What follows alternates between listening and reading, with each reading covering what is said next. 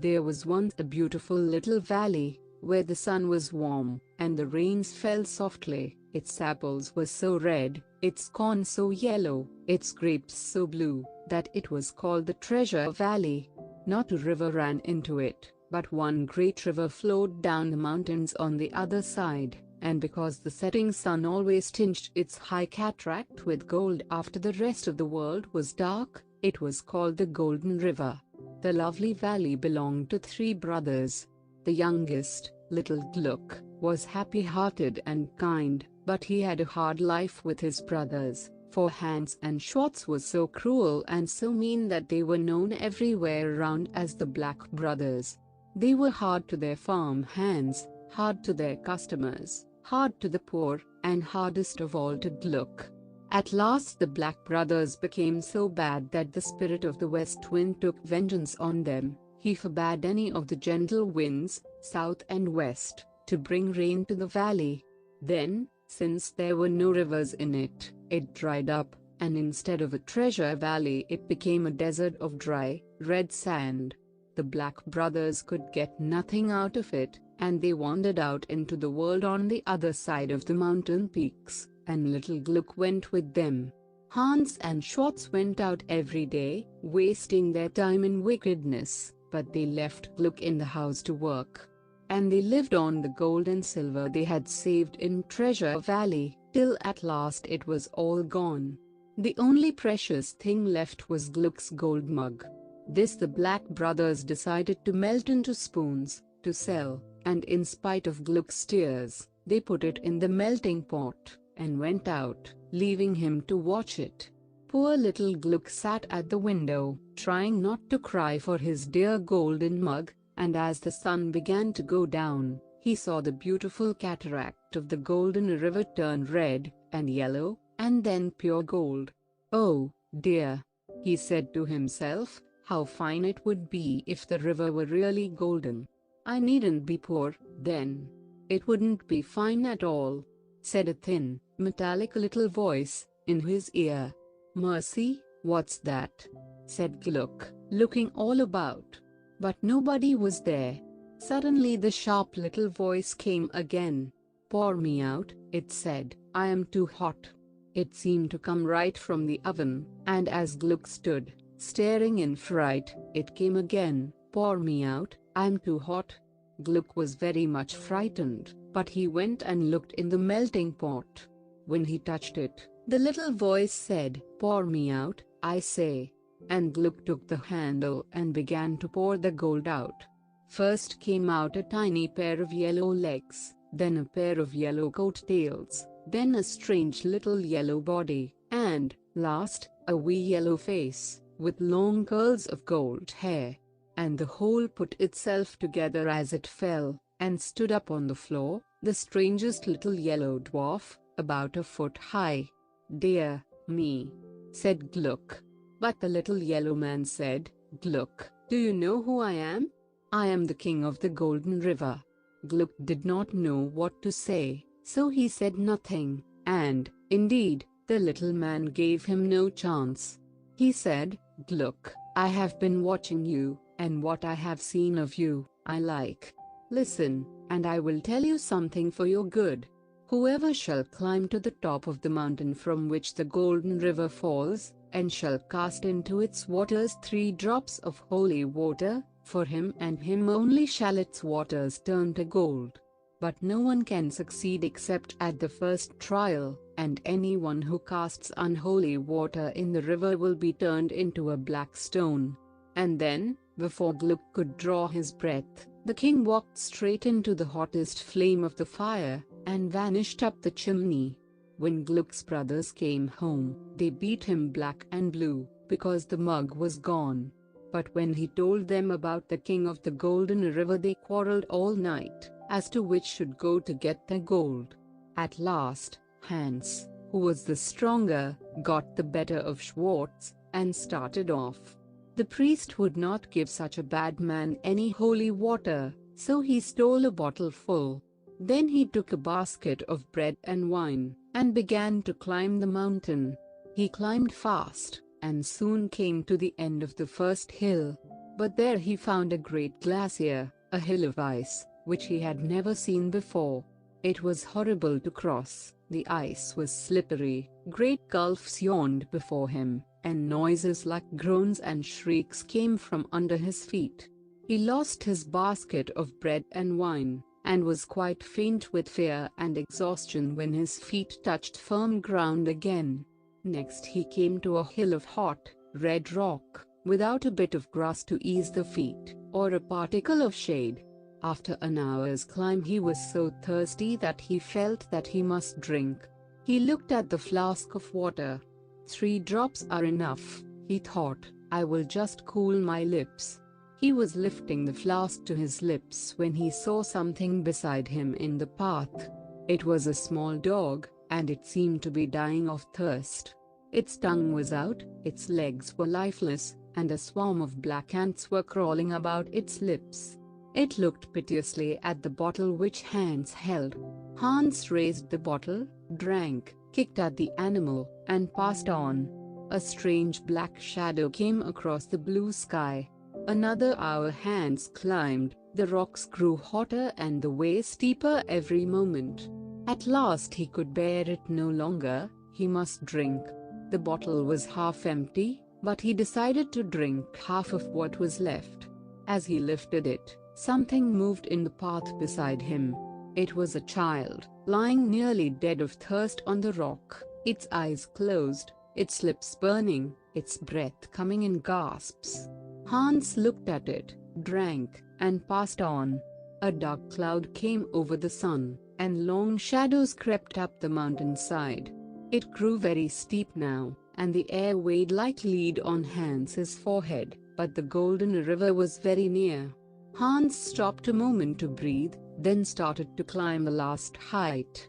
As he clambered on, he saw an old man lying in the path. His eyes were sunken, and his face steadily pale. "Water," he said, "water." "I have none for you," said Hans, "you have had your share of life." He strode over the old man's body and climbed on.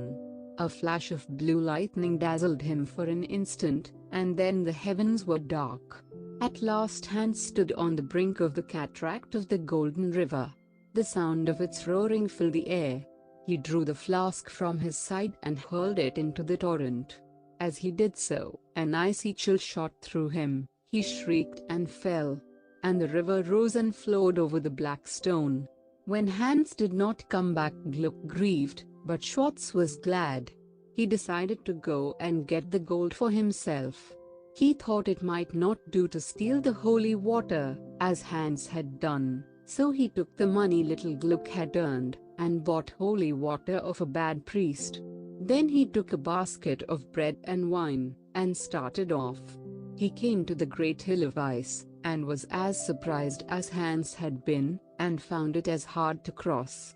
Many times he slipped, and he was much frightened at the noises, and was very glad to get across, although he had lost his basket of bread and wine.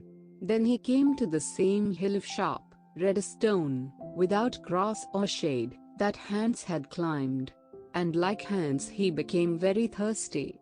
Like Hans, too, he decided to drink a little of the water. As he raised it to his lips, he suddenly saw the same fair child that Hans had seen. "Water," said the child. "Water. I am dying." "I have not enough for myself," said Schwartz, and passed on. A low bank of black cloud rose out of the west. When he had climbed for another hour, the thirst overcame him again, and again he lifted the flask to his lips. As he did so, he saw an old man who begged for water.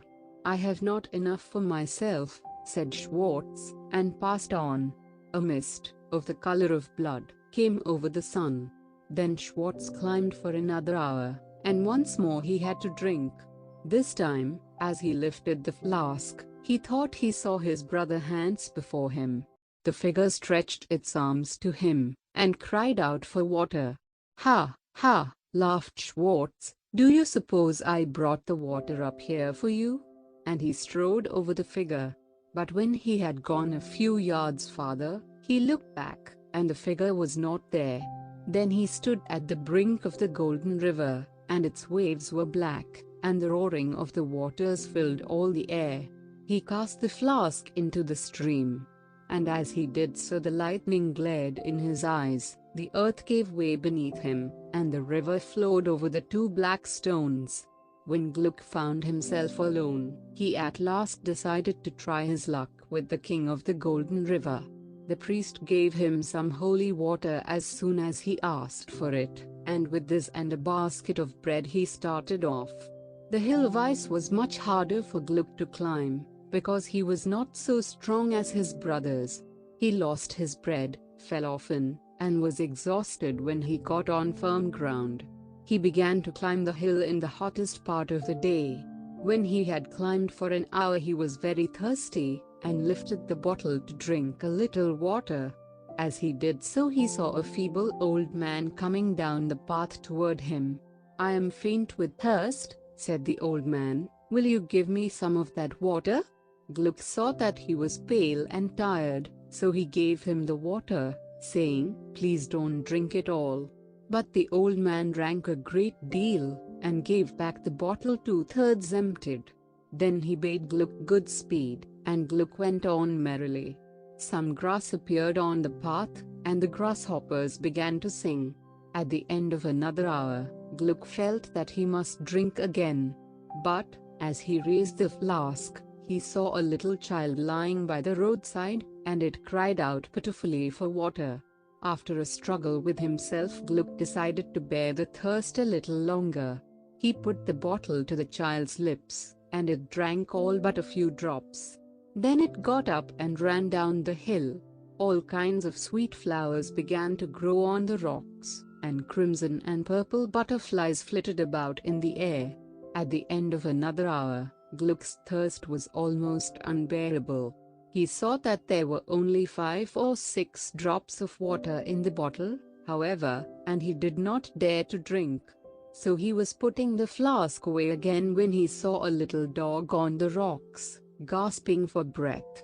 He looked at it, and then at the golden river, and he remembered the dwarf's words, "No one can succeed except at the first trial," and he tried to pass the dog. But it whined piteously, and Gluck stopped. He could not bear to pass it.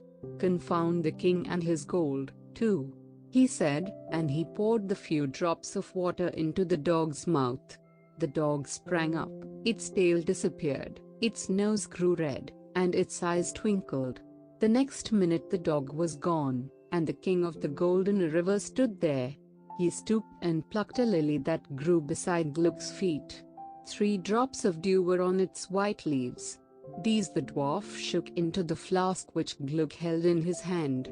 "Cast these into the river," he said, "and go down the other side of the mountains into the treasure valley." Then he disappeared. Gluck stood on the brink of the golden river, and cast the 3 drops of dew into the stream. Where they fell, a little whirlpool opened, but the water did not turn to gold. Indeed, the water seemed vanishing altogether. Gluck was disappointed not to see gold, but he obeyed the king of the golden river, and went down the other side of the mountains. When he came out into the treasure valley, a river, like the golden river, was springing from a new cleft in the rocks above, and flowing among the heaps of dry sand. And then fresh grass sprang beside the river, flowers opened along its sides, and vines began to cover the whole valley. The treasure valley was becoming a garden again. Gluck lived in the valley, and his grapes were blue, and his apples were red, and his corn was yellow, and the poor were never driven from his door. For him, as the king had promised, the river was really a river of gold.